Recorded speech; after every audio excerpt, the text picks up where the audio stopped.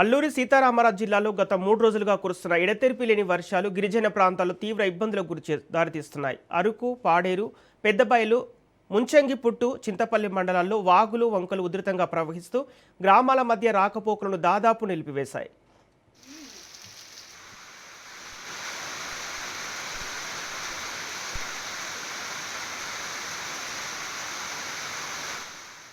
పాఠశాలలు, ఆసుపత్రులు, మార్కెట్లకు వెళ్లాల్సిన గిరిజనులు వాగులు దాటుతూ ప్రాణాలను పరంగా పెట్టి ప్రయాణించాల్సిన పరిస్థితి నెలకొంది.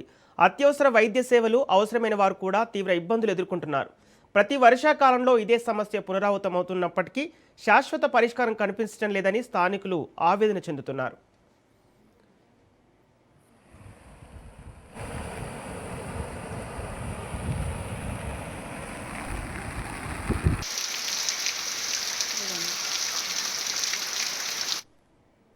వాగులపై హైలెవెల్ వంతెనలను నిర్మించాలని, వరదల సమయంలో ప్రత్యామ్నాయ రహదారులు ఏర్పాటు చేయాలని ప్రభుత్వాన్ని కోరుతున్నారు.